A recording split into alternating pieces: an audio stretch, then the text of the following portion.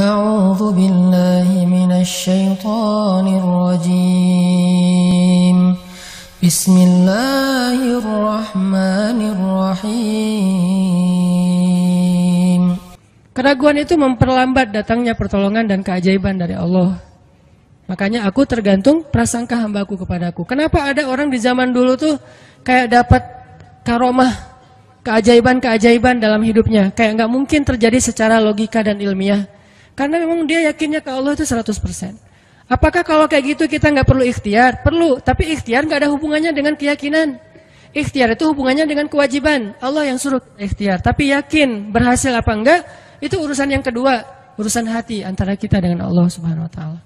Kayak kita minum obat. Tentunya kita harus beli obat yang paling bagus, dokter yang paling recommended, yang spesialis. Oke, itu ikhtiar. Tapi kalau sampai hati kita terlibat dengan ikhtiar itu, meyakini bahwa kalau ini pasti sembuh, kalau ini kayaknya nggak ada harapan, soalnya dokter juga nggak ahli, berarti hati kita sudah terpaut dengan makhluk dan berarti sudah berkurang yakinnya kepada Allah. Saat itu kita tidak akan melihat keajaiban. Yang terjadi dalam hidup kita saat itu apa? Hal-hal yang ilmiah. Kenapa kita hanya ngalamin hal-hal yang ilmiah? Karena kita yakinnya kepada hal yang ilmiah. Kenapa ada orang yang ngalamin hal-hal yang sifatnya miracle? Karena dia yakinnya kepada mukjizat. Yakinnya kepada aun atau pertolongan dari Allah Subhanahu Wa Taala. Jadi bukan kita tidak berikhtiar, ini bab a'malul qulub, amal hati. Apakah hati kita yakin gak sama Allah Subhanahu Wa Taala? Dan Umar mendengar cerita itu semakin yakin sama Allah. Makanya nanti muncul kasus di zaman Umar tuh luar biasa. Ini presiden kalau imannya 100% ke Allah, ada masalah di negaranya tuh, dia tinggal bilang, ya Allah beres tuh masalah. Jadi di Mesir waktu itu ada musim paceklik, sampai sungai Nil tuh hampir habis tuh. Sehingga air sungai Nil nggak mengalir lagi ke ladang-ladang jagung, gandumnya orang-orang Mesir. Dan orang Mesir yang dulunya menyembah anak sapi betina, mulai syirik lagi nih. Mulai berpikir, kalau kayak gini mah sama aja. Setelah Islam datang kita tetap aja susah, paceklik. Mending kita doa lagi ke nenek moyang kita, dewa-dewa yang dulu. Gubernur Mesir yang namanya Amr bin As waktu itu ngirim surat kepada Umar ke Madinah. Ya Amirul Mukminin, Mesir sedang diuji oleh Allah dengan kekeringan. Dan masyarakatnya hampir syirik. Kami mohon bantuan dari pusat, dari Madinah, untuk membantu bagaimana mengatasi kekeringan di Mesir. Begitu surat itu sampai ke Umar bin Khattab, Umar nulis balik surat dalam bentuk doa. Bismillahirrahmanirrahim. Ya Allah, turunkanlah hujan untuk masyarakat rakyat Mesir. Dikirim ini surat ke Mesir. Waktu itu ibu katanya masih Alexandria, belum Kairo. Dikirim ke Alexandria, malam itu diambil sama Amr bin As. Pas dibaca oleh Amr bin As, Bismillahirrahmanirrahim. Ya Allah, berikan rakyat Mesir hujan yang mencukupi untuk mereka. Saat itu juga hujan turun. Sampai sungai Nil meluap dan menggenangi ladang-ladang jagung dan gandumnya orang-orang Mesir. Dan mereka bertakbir semuanya. Cuman ngirim surat doang dari Amirul Mukminin. Kan enak ya? Coba kalau kita hidup di zaman Umar, ya Amirul Mukminin, saya belum dapat jodoh. Ya Allah beri dia jodoh, beres. Cepet banget loh. Ya Amirul Mukminin, dia nolak saya, ya Allah terimalah. Terima. Yang kemarin nolak, hari ini, kenapa ya saya jadi serak sama dia? Gara-gara doa Amirul Mukminin. Ini artinya teman-teman, keajaiban dari yakin kepada Allah itu luar biasa dari kisah Bapak tadi tuh. Kalau kita berbaik sangka kepada Allah. Kenapa nggak ikhtiar? Mungkin sudah ikhtiar, bikin pengairan segala macam, tapi belum berhasil. Yang kurang cuma satu, doa. Doa mungkin udah banyak, tapi belum diijabah karena doa-doa mereka tidak seajaib doanya Umar bin Khattab. Belum lagi Umar berdiri di atas mimbar. Ini mungkin terkenal nih, kejadian dalam perang Qadisiyah kalau nggak salah. Umar lagi khutbah Jumat di Madinah. Kaum muslimin lagi berperang di Irak melawan pasukan Persia.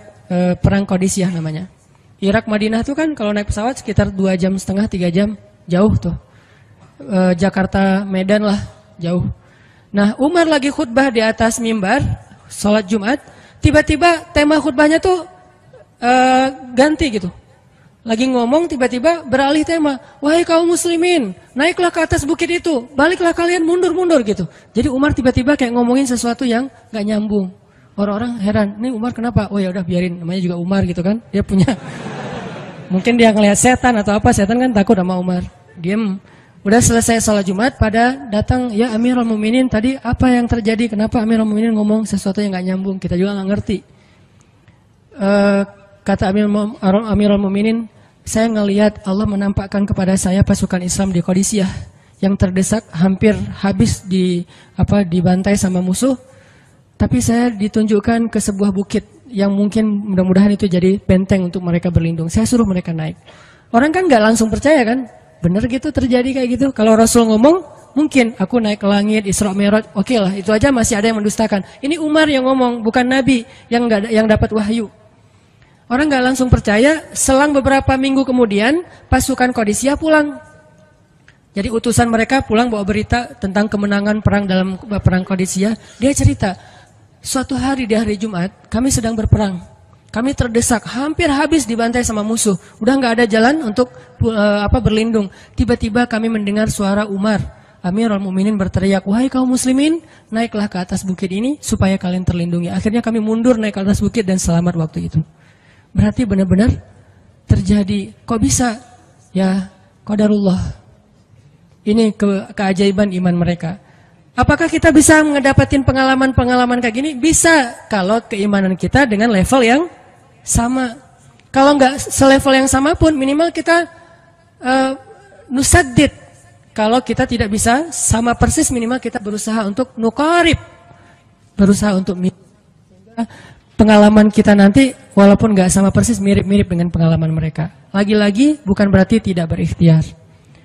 Ini keajaiban-keajaiban yang terjadi. Dan saya juga baru ngalamin kemarin pas saya di seminggu, nggak kurang dari seminggu yang lalu, saya baru pulang dari laut di Batu Karas. Di sini ada teman saya, Agi, mana Agi? Nah ini Agi ya. Ini by the way model iklan. Ada deh pokoknya iklan jodoh maksudnya. Agi ini anak Batu Karas. Agi boleh diceritain? Agi ini anak Batu Karas. Batu Karas itu Jawa Barat, daerah Pangandaran. Dari Bandung kurang lebih 6 jam perjalanan. Kalau lagi ada ombak saya suka ke sana nonton orang main surfing. Nggak main sih, main dikit-dikit tapi nggak jago. Nonton orang main surfing. Ketemu Agi. Agi nggak tahu tuh ya. 2 hari sebelum saya datang ke Batu Karas, dia sakit kayak demam gitu. Mungkin habis diputusin kali ya. Dia demam gitu, nggak enak badan, pengen pulang. Biasanya kalau nggak enak badan cuma dia tinggal di Jakarta, paling juga di kos-kosan. Tapi kali ini pengen pulang ke Batu Karas banget. Aduh, kenapa ya pengen pulang ke Basroh Batu Karas gitu ya. Batu Karas kayak Basroh gitu. Pengen ke Batu Karas. Pas dia pulang, hari saya lagi mau main tuh, dia diajak sama temennya, ngojay itu apa? Berenang yuk gitu. Berenang yuk, berenang. Dia ikut, padahal lagi nggak enak badan, tapi pengen berenang. Pas lagi di pantai, saya datang ketemu loh, kayak kenal nih, hitam-hitam ektis gitu. Ternyata ketemu saya, Ustadz Hanan ya, ya kenalan. Ustadz saya tuh ketemu Ustadz kemarin di Meruya pas kajian minggu bulan yang lalu. Cuman karena jamaahnya banyak, saya nggak bisa ketemu Ustadz, nggak bisa salaman. Saya waktu itu membatin. Ya Allah, saya pengen banget ketemu Ustadz Hanan langsung, tapi jangan dalam suasana ta'lim yang ramai, langsung berdua. Mudah-mudahan terkabulkan. Akhirnya Agi banyak istighfar sebulan istighfar, akhirnya terjadilah yang tadi itu. Dia nggak enak badan, saya juga tiba-tiba ujuk-ujuk, kenapa ya saya pengen ke Batu Karas, kenapa ya pengen ke Batu Karas, ternyata di sana ada ombak, kan ada Agi. Ketemu aja di Batu Karas, itu cara Allah menskenariokan. Dan itu terbukti banget loh, istighfar. Bukan karena saya orang soleh, dan kita bisa istighfarin siapa aja. Saya pengen ketemu ini, saya pengen, dan itu ajaib. Kalau misalnya nggak ketemu pun di dunia, insya Allah ketemu dengan orang soleh itu nanti di akhir. Apa ruginya beristighfar dan berdoa? Nggak ada ruginya kan? Ya Allah, saya pengen banget ketemu dengan, misalnya sebutlah ulama yang paling kita ngefans di dunia siapa gitu, dengan Imam Sudais, Imam Masjidil Haram. Pengen banget jabat tangan sama Imam Masjidil Haram yang imamin umat Islam seluruh dunia gitu. Tapi kan nggak mungkin. Kita umroh, kita haji juga nggak bisa ketemu dengan Imam Sudais. Kita berdiri paling depan ya, di dekat dengan Hajar Aswad. Begitu mau sholat diusir tuh. Begitu selesai salam langsung dipagar betis sama askar-askarnya. Susah ketemu beliau tuh, ajaib banget kalau bisa ketemu. Tapi kan nggak ada salahnya beristighfar kan? Astagfirullah, astagfirullah, ya Allah, Sudais, astagfirullah, astagfirullah, Sudais, astagfirullah. Terus aja gitu. Pengen ketemu Sudais. Tiba-tiba bisa aja sudah datang ke Indonesia, ada seminar apa, mungkin bisa ketemu yang paling logisnya. Atau kalaupun nggak ketemu di dunia, tiba-tiba bangkit dari kubur di sebelah kita. Siapa? Kan kamu sering manggil saya dulu, siapa? Sudais yang mana ya? Imam Masjidil Haram, Masya Allah, Syekh gitu. Dan orang soleh nanti di akhirat, dialah yang salah satu akan menyelamatkan kita dari perjalanan yang sulit. Selain syafaat Rasulullah SAW. Jadi kalau disebut nama Nabi, kita spontan ya, Sallallahu Alaihi Wasallam. Kalau perlu bahkan kayak respect banget gitu. Kalau disebut nama Nabi langsung Sallallahu Alaihi Wasallam, karena luar biasa jasa Rasulullah. Yang jelas selain Rasulullah Sallallahu Alaihi Wasallam, nanti ulama-ulama orang-orang soleh juga bisa nolongin kita di akhirat. Jadi kalau kita doa, ya Allah pengen banget ketemu si Fulan, Syekh Fulan, Ustadz Fulan, Kiai Fulan. Kalau nggak ketemu pun di dunia, pasti ketemu di akhirat. Yang jelas harapan kita nggak mungkin Allah abaikan gitu aja, nggak mungkin. Pasti Allah kabulkan. Cuman Allah kadang-kadang menggunakan cara yang lebih baik daripada yang kita pernah bayangin. Ketemu beliau di dunia paling cuma selfie. Tapi kalau ketemu di akhirat, dibawa selamat di sirat yang panjang, lebih mending mana? Ketemu nih dengan seorang ulama, orang soleh yang kita ngefans banget nih. Pokoknya saya pengen banget selfie sama beliau, ya Allah. Apalagi kalau orang soleh itu followersnya banyak, misalnya ya 1.100.000. Sedikit itu mah, banyak model yang 17 juta, 19 juta. Pengen followersnya nambah kalau selfie sama beliau. Cuma nambah followers. Tapi kalau ketemunya di akhirat, nambah apa? Nambah derajat, naik level. Kita jadi selevel dengan masuk ke level beliau, padahal kita mah malahnya nggak selevel gitu. Kenapa? Karena dibawa sama beliau. Orang soleh itu kalau mau masuk surga, teman-teman nyari teman-teman yang mencintainya di dunia. Ya Allah, mana Fulan, dia mencintai saya di dunia. Ya Allah, mana Fulan, dia mencintai saya di dunia. Allah bilang, dia masih tuh di sidang, belum beres-beres, sudah sidang ke-30 misalnya. Kan sidang di dunia aja satu kasus berpuluh-puluh kali kan. Gimana sidang akhirat, lebih berat lagi tuh. Ya Allah, tolonglah dia, selamatkan dia, karena saya mencintainya selama di dunia karena engkau. Akhirnya orang-orang soleh pada balik lagi. Dari surga, balik lagi ke padang mahsyar. Demi ngapain? Demi menyelamatkan orang-orang yang mencintai mereka semasa di dunia. Datang ke padang mahsyar, cari ke bagian informasi. Tolong dong yang namanya ini gitu, panggilin. Perhatian-perhatian, Hanan At-Taki dipanggil sama Syekh siapa gitu teh. Saya dipanggil, datang aja. Mas, saya yang dipanggil, benar Hanan At-Taki? Ya, mana coba buktinya? Aduh, saya lupa bawa kartu nama. KTP misalnya. Udah pasti tahu lah ya malaikat sama kita. Udah, masuk aja. Tuh ada yang nungguin di business lounge gitu. Jadi ada VIP lounge-nya gitu kan. Oh, saya boleh masuk VIP lounge-nya, masuk ke VIP lounge. Udah sampai di sana, udah ada makanan segala macam, mereka lagi duduk. Kayak asa kenal nih, siapa ya? Dekat Hanan ya? Ya, wah kita sering ketemu dalam doa. Wah, akhirnya pelukan. Ada apa Syekh? Yuk ikut saya ke surga, kan enak banget kan? Terus sidang saya gimana? Udah beres, diberes sama teman-teman saya. Saya banyak teman di dalam gitu. Saya banyak. Beres kan? Di dunia aja bisa gitu, masa di akhirat gak bisa? Tapi dengan seizin Allah dan Allah ridho dengan kebaikan-kebaikan itu. Jadi nggak ada sia-sianya juga. Kita kan dulu saya pernah cerita yang Imam Ahmad bin Hambal kan yang pengen banget ke Basrah, dan itu ternyata terjadi juga sama Agi. Dan terjadi juga sama salah seorang driver ojek online di Bandung. Baru 2 bulan yang lalu kejadiannya. Saya lagi datang ke markasnya Pemuda Hijrah, kita sering ada kayak rapat gitu di kantor. Markas kita namanya Masjid Al-Latif di dekat Gedung Sate. Datang dari pagi rapat sampai sore. Dan saya pakai baju baju main biasa, bukan pakai baju taklim. Sebetulnya sama aja sih. Nah, waktu itu sholat zuhur di Masjid Al-Latif, saya ngimamin sama asar. Habis asar pulang. Karena nggak nyetir sendiri, saya pakai online, saya order nih. Order, pakai ojek, ada yang ngambil. Drivernya ngambil, datang, jemput, pulang. Kemana? Ke Cimahi, pulang. Di tengah jalan dia nanya, Mas sering sholat di Masjid Al-Latif itu ya? Saya bilang, ya lumayan, saya bilang. Iya itu masjid rame banget, anak-anak muda pada numplak di situ taklim. Siapa sih itu, ada imam muda, bagus suaranya gitu. Ntar, jangan GR dulu. Muzammil, oh iya Muzammil, ya bagus tuh. Tadi udah GR, ternyata salah. Oh Muzamil, benar-benar Muzamil tuh suaranya bagus banget ya, anak ITB kan? Ya anak ITB ya. Kalau Mas di situ sering ngimamin juga? Ya sesekali sih saya bilang. Dia mulai curiga gitu. Suka ikut talim juga di sana? Ya kadang-kadang saya bilang. Kenal sama Muzamil? Ya lumayan, padahal murid sendiri kan. Lumayan saya bilang. Oh Mas kayak nggak asing nih.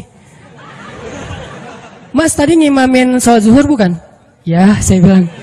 Mulai curiga kan dia. Mas namanya siapa sih Mas? Hanan saya bilang. Hanan? Hanan yang mana nih? Ya.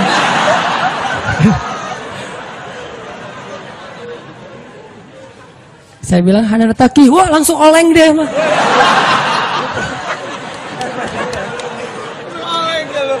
Oh, Mas biasa aja Mas biasa aja gitu.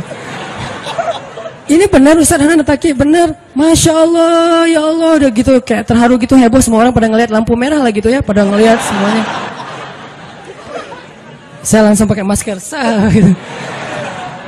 Ustadz tahu nggak Ustadz, saya sebulan ini istighfar terus habis dengerin cerita Imam Ahmad bin Hambal yang ke Basrah, saya istighfar, ya Allah pengen banget ketemu Ustadz Hanan, tapi jangan ditaklim berdua, jadi bisa curhat-curhatan gitu.